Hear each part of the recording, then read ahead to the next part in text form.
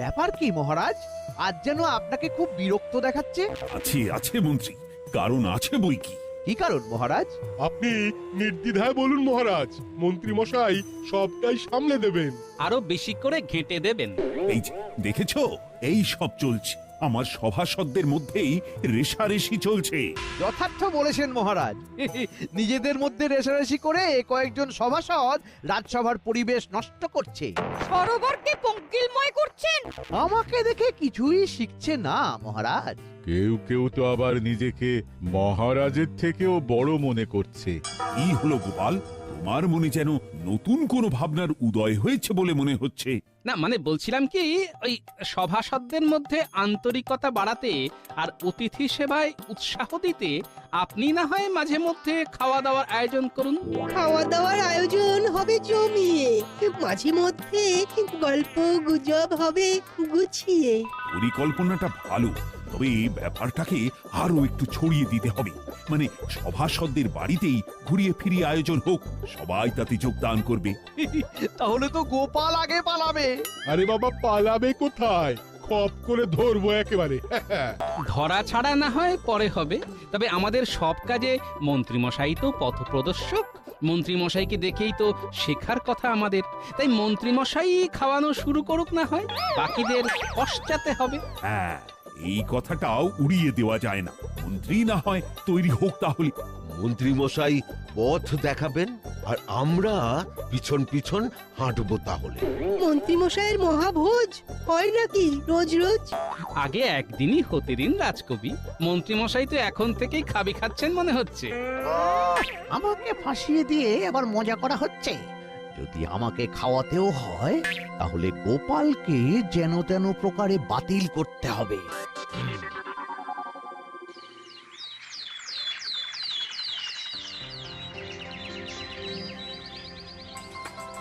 সকাল থেকে আজ শরীরটা বেশ চাঙ্গা লাগছে।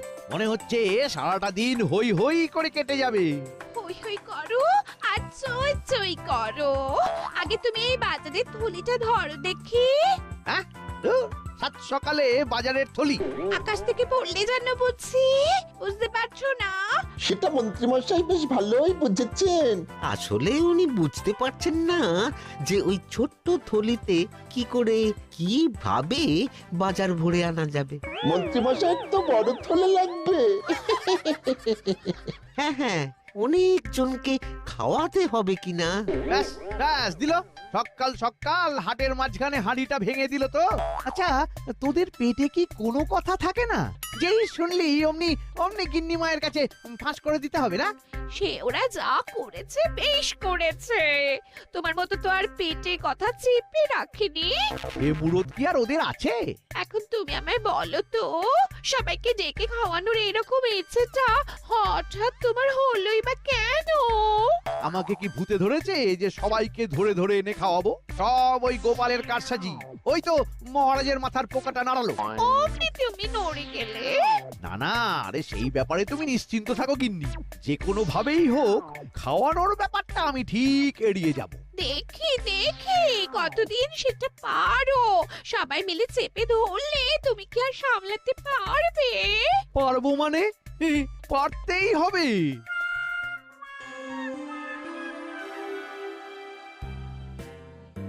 ব্যাপার কি মহারাজ, আজকে আপনার মন কোনো কারণে আনচান আনচান করছে? মহারাজ বসে বসে নাচাচ্ছেন পা, ঠিক যেন মুরগি ডিমে দেয় তা। রাজকবি একেবারে যা তা।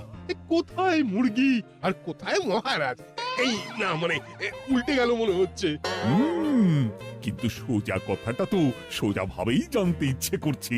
কোন কথা মহারাজ? তোমার কাছেই তো জানতে হবে। আচ্ছা, খাওয়ানোর দিনক্ষণ তাহলে পাকা করলে কবে?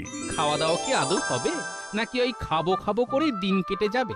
না না, তা কেন? মানে ওই তো মানে খেলেই হবে। মন্ত্রী মশাইয়ের মহৎ হৃদয়, যা বলেছেন তাই পালন করবেন। সে তো বটেই, মন্ত্রীমশাই তো আজ বললে কাল খাইয়ে দেবেন, কিন্তু কি কি খাওয়াতে হবে সেটাই তো ঠিক করা হয়নি। হ্যাঁ হ্যাঁ, তবে এবার স্বাস্থ্যসম্মত কিছু খাবারের সূচি তৈরি করি। এই যেমন বিভিন্ন রকম শাকের পদ, মসুর ডাল, ছানার রকমারি। সে কি এই শাক পাতা খেলে কি আর গায়ে বল আসবে নাকি? না না, ওই মাংসের হাড় নাচে বলে আর খেলাম কি? তার চেয়ে আমি বলি কি, মাছের পদ হোক, ঝাল ঝোল আর অম্বল। খাবার হবে এমন হালকার উপর ছিমছাম, না হলে আমার বেরিয়ে যাবে ঘাম। এর সঙ্গে যুক্ত হবে দধি আর মিষ্টান্ন। বলতে বলেছে বলে সবাই একেবারে ভ্যাজ ভ্যাজ করে বলেই যাচ্ছে এটা খাবো ওটা খাবো, শখ কত। বেশ তো, সবাই কেমন খাওয়ার বিভিন্ন পদ যোগ করছে, তবু মন্ত্রী তো হ্যাঁও করছে না আর হুঁও করছে না। না না, করছি তো। এই তো হা করেছি। হ্যাঁ তো আমরা করব মন্ত্রী মশাই, আপনি শুধু হ্যাঁ করলেই হবে। আমি কি করব আর কি করব না সেটা কি তুমি বলে দেবে আমায় গোপাল? তবে আর যাই বলো তাই বলো মন্ত্রী, এত সব খাবারের কথা শোনার পরে পেটে তো আর কিল মেরে বসে থাকা যায় না। সবই হবে মহারাজ, তবে সবকিছু জোগাড় করতে আমার একটু সময় তো লাগবেই। করি ফেললে আমি না হয় সব তড়িঘড়ি জোগাড় করে দেব। যা করবার সেটা আমি নিজেই করব গোপাল, তোমার আর এতে নাক গলানোর দরকার নেই। কি যাতা করলে পড়লাম রে বাবা। না যাই, এবার বরং একটু ঘুরে আসি। এই যে কোথায় বেরোনোর তোড়জোড় হচ্ছে শুনি।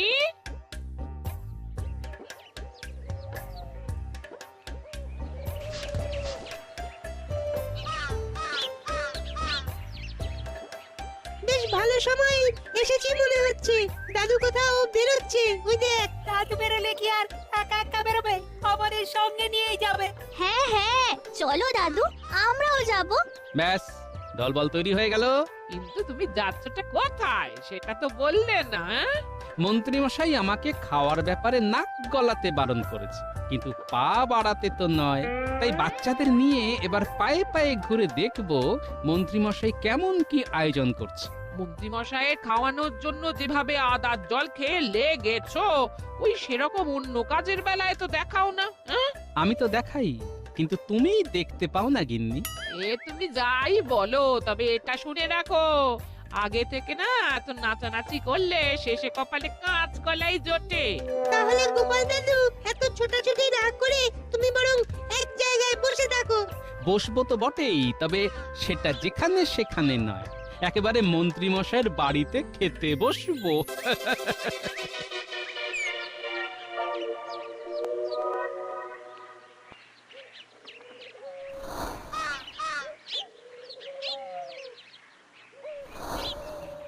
হাত গুটিয়ে বসে থাকলে হবে না, না না না, করতে হবে। এইভাবেই ছক কষে কাজ করতে হবে। ওই তো মন্ত্রী মশাই এক মনে পায়চারি করছেন। যতই বিড়বিড় করুক, বোঝাই যাচ্ছে কারোর জন্য অপেক্ষা করছে। আমরাও তো অপেক্ষা করছি, সবটা দেখে তবেই এখান থেকে নড়বো। ওই তো এসে গেছে, এর জন্যই মন্ত্রী মশাই অপেক্ষা করছিল বোধহয়। এই তো মন্ত্রী মশাই, আমি এসে গেছি। সেটা তো দেখতেই পাচ্ছি, কিন্তু বাকি ব্যাপারটা কি হলো? আপনি যেমন বলেছিলেন তেমনই করেছি। বটা ওই দিকে তৈরি হচ্ছে। শুধু পোশাকে তৈরি হলে হবে না, কথাবার্তা হাব ভাবও যেন জুৎসই হয়, সেটা খেয়াল আছে তো? সেসব দিয়ে ভাবতে হবে না, দেখে সবাই একেবারে চমকে যাবে। তবে সাবধানের মার নেই, তাই অন্যদিকেও আটঘাট বেঁধে রেখেছি। দাদু, কাকে দেখে চমকে যাওয়ার কথা বলছে ওরা? সেটা আমি বুঝে গেছি বুঝলি, তবে ওই আটঘাটের ব্যাপারটায় খটকা লাগছে। তুমি কিচ্ছু চিন্তা করো না দাদু, ওই খটকা আমরা এক ঝটকায় কাটিয়ে দেব। সেই জন্যই তো বলছি তোদের কাজ এখনো শেষ হয়নি। শোন,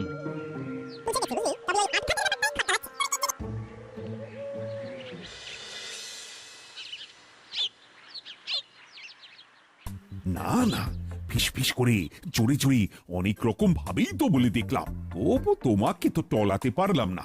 আচ্ছা, তোমার মতলবটা একটু খুলে বলো তো মন্ত্রী। আমি তো খাওয়ানোর জন্য তৈরি, উড়ে রাঁধুনিকেও খবর দিয়ে দিয়েছি, কিন্তু সে তো কিছুতেই ধরা দিচ্ছে না। তাই নাকি? তবে তো অনেকটাই ভেবে ফেলেছ দেখছি। এই যে ধরে এনেছি মন্ত্রী মশাই। একেবারে এই মহারাজের সামনেই একটা হেস্তনেস্ত করে ফেলুন মন্ত্রী মশাই। বিশ্বাস করেন মন্ত্রী মশাই, মুই বহুদিন হেস্তনেস্ত করে ফেলুন মন্ত্রী মশাই।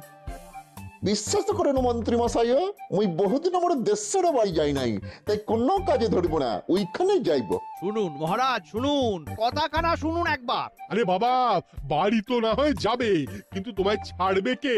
সবাই মুখে জোর করিলে কি করে হইব? আমি তো ঘাড়ও পাতিব না। মন্ত্রী মশাইয়ের রাধুনি তো মন্ত্রী মশাইয়ের কথাই শুনবে মহারাজ, যেমন শেখাবে তেমন বলবে। এই মরেছে, গোপাল চেপে ধরলে যে মুশকিল হয়ে যাবে। দেখুন মহারাজ, গোপালের কেমন সন্দেহবাতিক মন একবার দেখুন। রাধুনিকে ধরে রাখলেই বা কি হবে? এখন মন্ত্রী মশাইয়ের যা যোগ চলছে তাতে এই শুক্লপক্ষ জুড়ে তার কোনো অতিথি সেবা করা যাবে না। এই তো যাক, জ্যোতিষী মুখ খুলেছে। তবে তো বেশ চিন্তার ব্যাপার হলো। এখন বুঝতে পারছি মন্ত্রী মশাই এই আটঘাটের কথাই বলছিল, তাহলে আমাকেও এবার আটঘাট বাঁধতে হবে।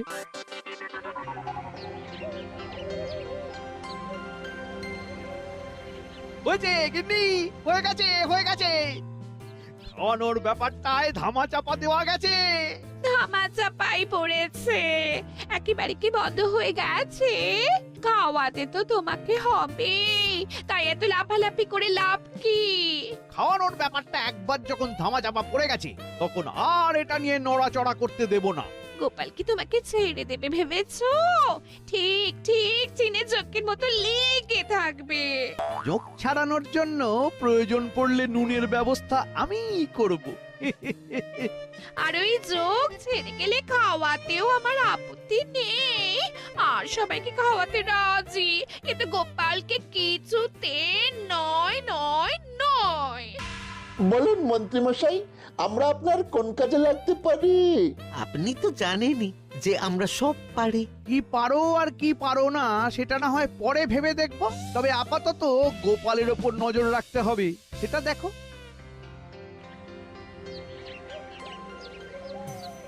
ও ওরে বাবারে, কি ব্যথা রে, কি ব্যথা!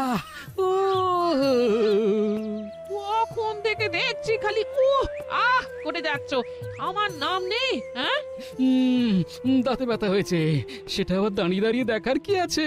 আছে আছে, অহরহ মিথ্যে কথা বললে দাঁতে তো পোকা হবে, আর সেই পোকা কিভাবে কুটুর কুটুর করে কাটছে সেটা দেখতে হবে না?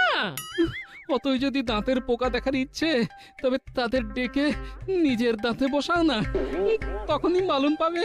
এবার বুঝেছো তো?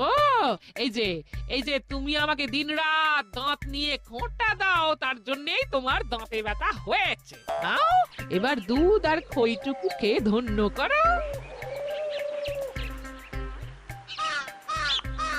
এর মধ্যে আবার দুধ খই? কেন মুখে রুচবে কেন? শোনো, তুমি আমাকে সহ্য না করতে পারলেও আমি কিন্তু তোমার দুঃখ বুঝি, তাই কথা না বাড়িয়ে খেয়ে নাও। কি হলো দিদা, দাদুকে খাবে না বলেছে? দাদুকে খাওয়ানোর ব্যাপারটা তুমি আমাদের উপর ছেড়ে দাও, ওটা আমরা ঠিক সামলে দেব। কিন্তু দাদু কেন খাবে না বলছে সেটা তো শোন আগে। হ্যাঁ দাদু, বলো তো কি হয়েছে? কি আবার হবে? দাঁতে ব্যথা। আরে বাবা রে, ব্যথাটা যেন থেকে থেকে চাগার দিয়ে উঠছে। যা ভেবেছিলাম ঠিক তাই, আমি কি করছি না করছি সেটা দেখার জন্যে মন্ত্রী মশাই ঠিক লোক পাঠিয়ে দিয়েছে। তাহলে যেমন চলছে তেমন চালিয়ে যাই। আবার আবার টনটন করছে, ঝনঝন করছে। নাতি নাতনিদের দেখে দাদুর কষ্ট যেন আরো লাফিয়ে লাফিয়ে বাড়ছে, লাফিয়ে লাফিয়ে বাড়ছে। বলি ঢং দেখে আর বাঁচছি না। দেখি দেখি দিদা, দাদুর জন্য কি নিয়ে এসেছে? আরে এ তো বাটি ভর্তি দুধ। দাদুর তো দাঁতে ব্যথা, দুধ খাবে না তো খাবে কি? তবে আমার মনে হয় দাঁতে ব্যথা নিয়ে বেশি ভাবার আর দরকার নেই। গোপাল দাদু যখন দুধ খাচ্ছে তখন বোঝাই যাচ্ছে দাঁতগুলো দুধে দাঁত, ওই দাঁত পড়ে গেলেই আবার নতুন দাঁত বেরোবে। বলিহারি বুদ্ধি বটে। বলি কি, একটু পেয়ারা পাতা থেঁতো করে দিই, তাহলে না হয় ব্যথাটা খানিক কমতো। তুমি আমার দাঁতে ব্যথা নিয়ে মস্করা করেছো, তাই তোমার টোটকা তো আমি দাঁতেও কাটবো না। এই আমি ঘরে গিয়ে শুয়ে পড়লো।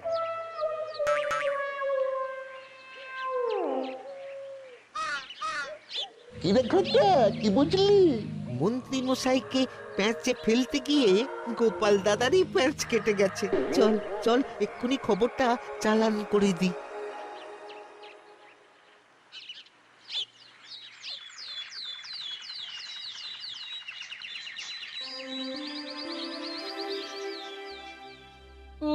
গেলাম রে, ও বাবা কি ব্যথা।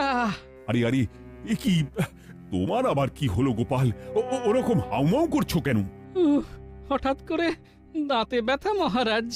এই তো বটা ঘটা তাহলে ঠিক খবরই দিয়েছে, সুযোগটা কাজে লাগাতে হবে। কি হলো মন্ত্রী, তুমি যেন কি একটা বলবে বলে উসখুস উসখুস করছো।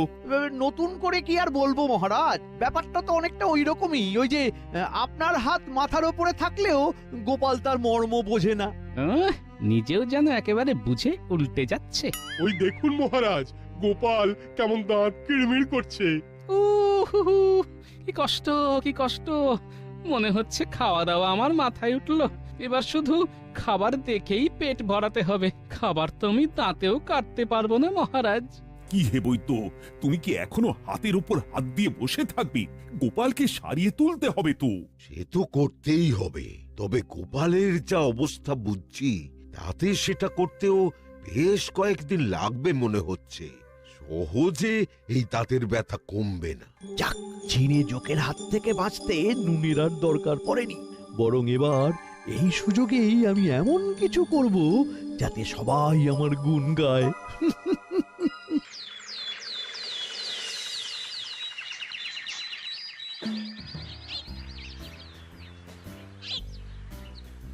কি ব্যাপার মন্ত্রী মশাই, আমাদের নিয়ে এইভাবে তড়িঘড়ি বাজার করতে চলে এলেন? আমাদের কি ভালো মন্দ কিছু খাবেন আজকে? খানিকটা ঠিকই ধরেছিস, তবে তোদের নয়। মহারাজ আর সভাসদদের খাওয়া দাওয়ার ব্যাপারটা এই তালে সেরে ফেলবো বলেই এত লাফালাফি করছি। কেন মন্ত্রী মশাই? এটাও তোদের মোটা মাথায় ঢুকছে না? আরে গোপাল দাঁতে ব্যথার জন্য এখন খেতে পারবে না, তাই আজই আমি মহারাজ আর বাকি সবাইকে নিমন্ত্রণ করে দেব। কাল সবাই এসে আমার বাড়িতে বসে খাবে। আর গোপাল দাদা ফেল ফেল করে দেখবে। কি কাণ্ড! ভাগ্যিস কথাটা কানে চলে এলো। গোপাল দাদুর তো কপাল পুড়লো মনে হচ্ছে। পুরোপুরি পড়ার আগে চল দৌড়ো, খবরটা দাদুকে গিয়ে জানাই।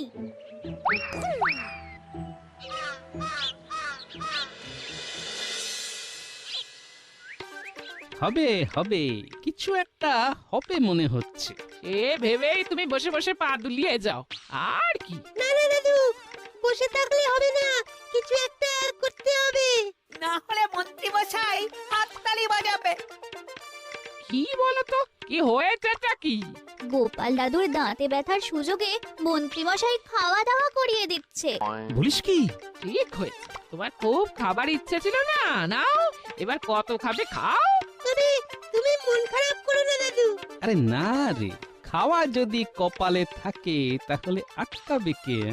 মন্ত্রী মশাইয়ের খাওয়ানোর ব্যাপারে একটা ফাঁড়া ছিল, সেটা যখন কেটে গেছে তখন আর কোনো সমস্যা নেই।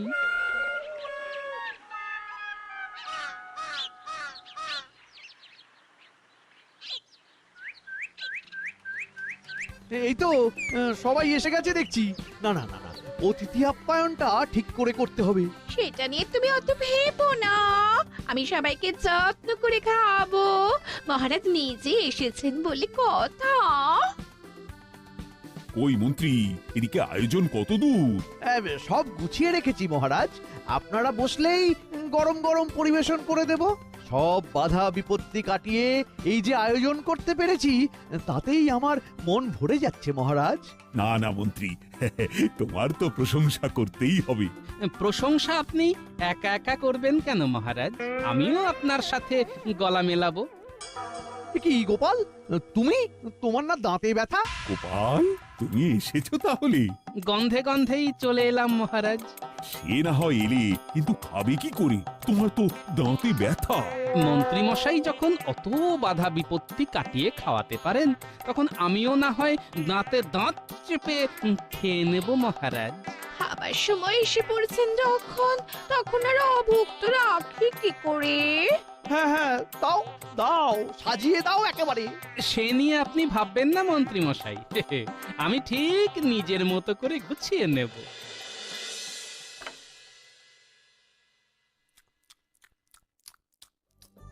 গোপাল তো ভালোই চালাচ্ছে। কোনো কিছুতেই